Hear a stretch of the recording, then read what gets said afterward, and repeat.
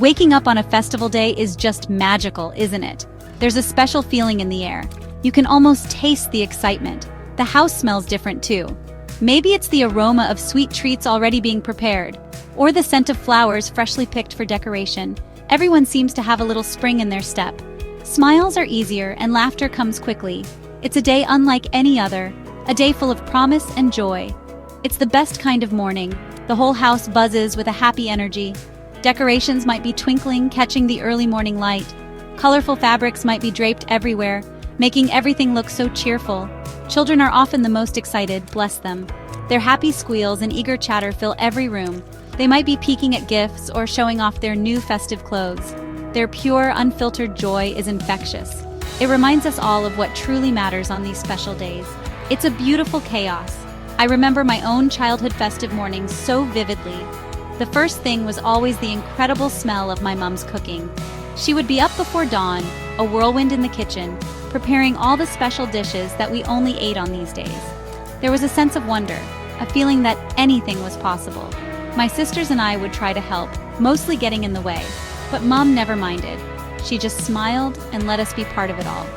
These mornings are so much more than just a day off. They are about connecting with each other. They are about sharing love and creating new memories. It feels like a fresh start, a chance to appreciate all our blessings. It's a warm, fuzzy feeling that you want to bottle up and keep forever. This anticipation, this shared happiness, it's the perfect way to begin any celebration. It truly sets the tone for a wonderful day ahead with family. Food is always at the very heart of our family gatherings. It's more than just eating, isn't it? It's how we show our love. It's how we share our stories. A table laden with delicious dishes brings everyone together. The clatter of cutlery and happy chatter fills the air. Sharing food is like sharing little pieces of our hearts. It's a universal language that everyone understands, and it tastes even better when you're surrounded by loved ones. I often find myself thinking about the amazing cooks who inspire us. People like the wonderful Zubaida Tariq, or Zubaida Appa as many affectionately called her. Her recipes were legendary in so many Pakistani homes. She had a special way of making cooking seem so easy and enjoyable. She taught countless people the secrets to creating delicious traditional meals. Her calm voice and gentle guidance made her a beloved figure. She truly understood the soul of home cooking.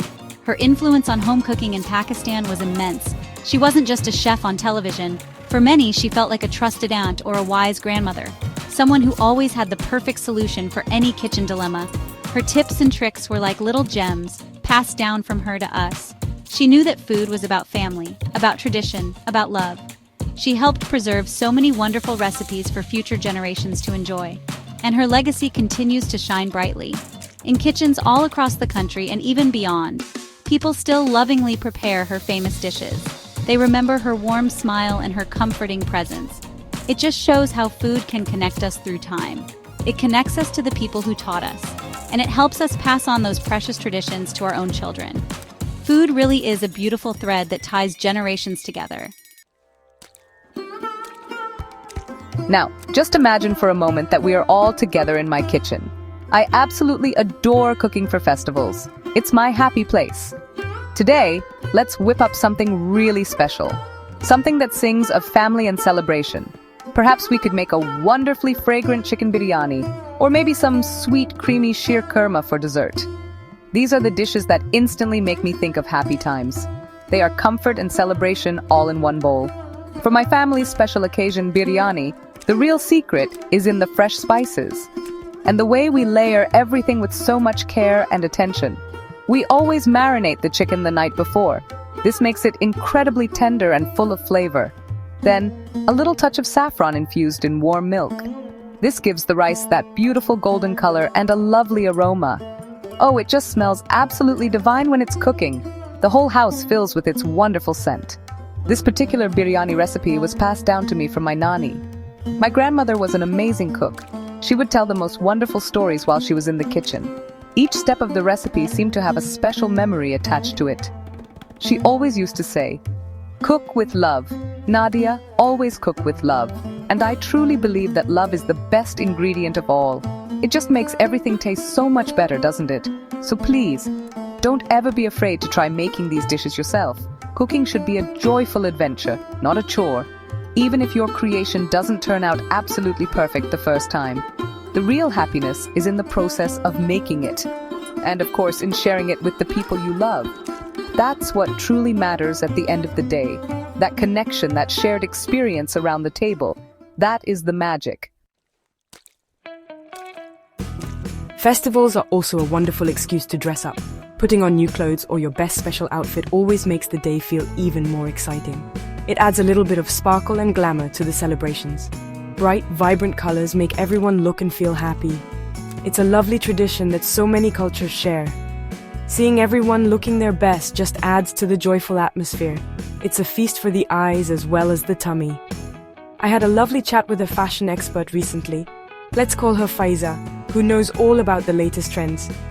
She mentioned that this year, festive fashion is all about comfort, but with a good dose of traditional elegance too. Think beautiful flowing fabrics that are easy to wear, and stunning embroidery or traditional prints that tell a story. It's about mixing the old with the new, creating looks that are both stylish and meaningful. Faiza showed me some absolutely gorgeous outfits. There were stunning shalwar kameez in jewel tones, perfect for Eid celebrations. She also had some incredibly vibrant saris with intricate work, ideal for Diwali or weddings. And let's not forget the men. There were some very smart kurtas in rich fabrics and subtle designs. It's just wonderful to see families dressed in their festive best. It really does make the occasion feel so much more special and memorable. Ultimately, the very best festive outfit is the one that makes you feel happy and confident. It's not just about following trends. It's about expressing your own personal style and your joy. And it's a beautiful way to celebrate your culture and heritage. Fashion is such a fun and expressive part of any festival.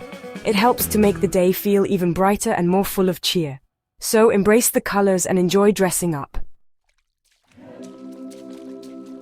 Section 5. After the feast, nurturing our well-being. After all those delicious, rich festive foods, we can sometimes feel a little bit full. Perhaps very, very full. And that's perfectly okay. We've enjoyed ourselves. But it's also really important to look after our bodies, to give them a little bit of tender loving care, especially after the indulgence of big celebrations. Our well-being matters just as much as the feasting. We want to feel good long after the party is over. A gentle detox can be a really nice way to reset. Drinking plenty of water is always a brilliant start. It helps to flush everything through and keeps you hydrated. You can add a slice of lemon or some fresh mint leaves for a refreshing twist. Gentle walks in the fresh air are also fantastic. They aid digestion and can make you feel much more energetic. No need for anything too strenuous, just a little movement. Try to include some lighter meals in the days following a big feast. Simple, nourishing soups are wonderful. Or perhaps some steamed vegetables with a little grilled chicken or fish. Give your tummy a chance to rest and recover. It's all about listening to what your body needs. Finding that happy balance between enjoying treats and taking care of yourself. This will help you feel your best. Festivals are absolutely for enjoying all the good things in life. The food, the company, the traditions. But remember, our health is a precious gift too. So a little bit of post-festival care can go a very long way. It helps us feel good both inside and out. And it gets us ready and refreshed for more happy days to come. It's all part of the cycle of celebration and self-care. Section 6. The Gift of Giving. Eid's Embrace of Community. Festivals are about so much more than just our own families and homes. They are also about reaching out to our wider community. Sharing our blessings with others is such an important part of the festive spirit, especially during significant times like Eid, for example. The act of giving, or zakat and sadaqah, is a core principle. It reminds us to be grateful for what we have and to support those who may have less. I remember a truly inspiring story from my local community one Eid. A group of neighbors decided to come together. They pooled their resources and their time. They cooked large amounts of food and prepared lovely packages. These were then distributed to families in need and to the elderly. Everyone helped out, young and old, side by side. It was such a heartwarming display of unity and kindness. It made the Eid celebrations even more meaningful for everyone involved. This beautiful spirit of giving is what festivals are truly about. It teaches our children valuable lessons about empathy and compassion. It helps to strengthen the bonds within our communities. Even a small act of generosity can make a huge difference to someone's day. It shows that we care about each other, that we are all connected. It spreads joy far beyond our own front doors. It creates a ripple of warmth. This is the real essence, the true heart of any festival. It's about spreading happiness and light, supporting our neighbors and friends, making sure that everyone feels included and valued. That's what makes the celebration feel complete and truly joyful. When we give from the heart, we receive so much more in return. It enriches our own experience of the festival. It makes the world a little bit kinder. Section 7. Fun, frolic, and famous faces festive games. And what are festivals without a good dose of fun and laughter? Games are such a brilliant way to bring everyone together. Young and old, everyone can join in. The sound of laughter echoing through the house is just the best. It's a time for pure, simple, unadulterated joy. These are the moments that create the happiest memories, when everyone forgets their worries and just enjoys being together. It's all about lighthearted fun. On popular television shows like Good Morning Pakistan, they often have such wonderfully lively game segments. These are especially fun during festive seasons. Celebrities frequently join in the fun. They play all sorts of silly, entertaining games. Everyone is laughing, the audience, the hosts, the guests. It's fantastic entertainment for viewers at home. It really captures that infectious, joyful, festive mood perfectly. It makes you smile just watching them. In my own family, we love playing simple games. Things like Antakshari, the singing game, always get very competitive, but in a fun way. Or the classic passing the parcel, with little treats in each layer. Even a game of charades can be absolutely hilarious, especially when my uncle attempts to act out a complicated film title. These simple activities create such big smiles and so much laughter.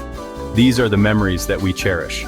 These precious moments of fun and playfulness are so important.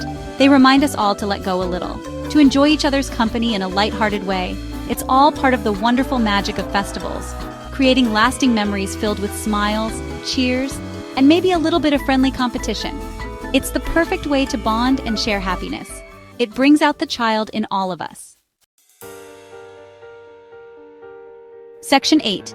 A Festival Farewell, Wishes for Joy and Togetherness. As our special festive day slowly winds down, a lovely feeling of contentment settles in. We are full of delicious food, yes, but also full of happy memories and shared laughter. The house might be a little quieter now.